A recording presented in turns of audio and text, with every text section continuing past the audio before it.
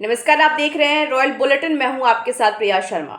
माघ मेला 2026 से जुड़ी एक बड़ी अपडेट सामने आई है। शंकराचार्य स्वामी अविमुक्तेश्वरानंद सरस्वती ने अपना धरना आधिकारिक तौर पर समाप्त कर दिया है। जी हां, और वाराणसी के लिए प्रस्थान कर चुके हैं। मेला क्षेत्रों में चल रहे इस धरने के समापन की औपचारिक घोषणा खुद शंकराचार्य ने पत्रकारों के माध्यम से की है। लंबे समय से जारी इस शांतिपूर्ण धरने पर आज विराम लग गया है, जिसे धार्मिक और सामाजिक हलकों में एक महत्वपूर्ण घटनाक्रम माना जा रहा है। बताया जा रहा है कि शंकराचार्य ने मीडिया के सामने अपने संक्षिप्त संबोधन में माघ मेले, सनातन परंपरा और आध्यात्मिक मूल्यों की रक्षा पर जोर देते हुए आगे की अपनी यात्रा और संकल्पों की रूपरेखा भी संकेतों में रखी है।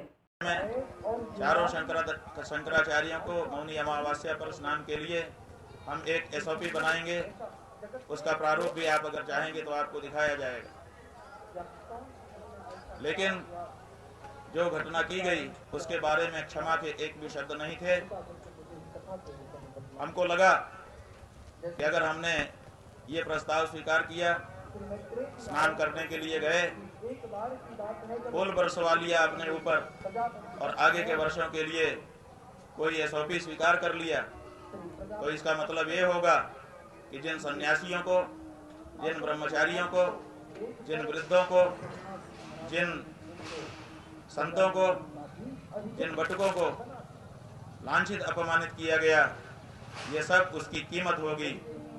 उसकी कीमत पर हम अपनी सुविधा और अपना सम्मान स्वीकार करने में असमर्थ रहे। इसीलिए हमने कहा कि अगर आप अपनी गलती के लिए, अपने अपराध के लिए क्षमा याचना कर सकते हैं तब तो ठीक है, बाकी कुछ आपसे हमको नहीं चाहिए, क्योंकि जो हमारा है उसको आपको आज नहीं तो कल देना ही पड़ेगा।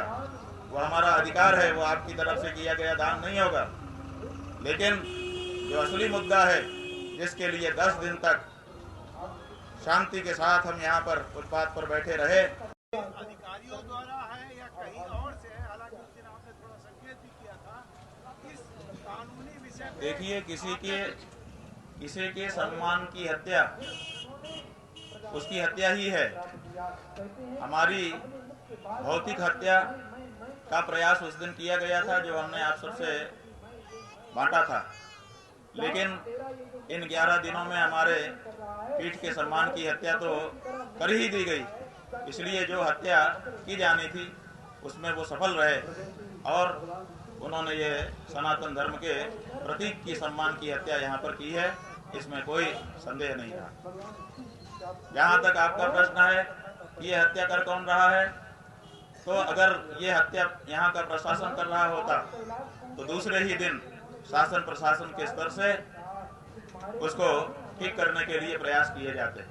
लेकिन 10-11 दिन के लंबे अंतराल में भी जिस तरह से उत्तर प्रदेश शासन और उसके मुखिया ने इस घटना के बारे में अपना रुख दिखाया है, उससे ये साफ हो गया कि इसके पीछे एकमात्र वही कारण थे।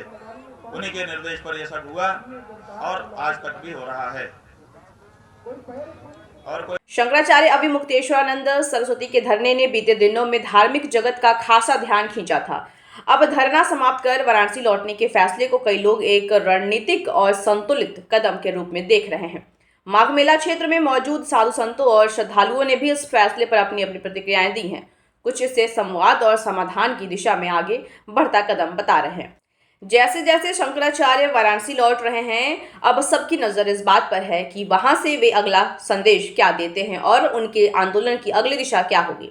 अगर आप माघ मेला 2026 से जुड़ी लगातार और प्रामाणिक अपडेट देखना चाहते हैं तो हमारे चैनल रॉयल बुलेटिन को सब्सक्राइब करें, वीडियो को लाइक और शेयर भी करें। कमेंट में बताएं कि शंकराचार्य के इस फैसले को आप कैसे देखते हैं। बेल आइकन जरूर दबाएं ताकि धार्मिक, सामाजिक और राजनीतिक की हर बड़ी खबर सबसे पहले आप तक पहुंचे।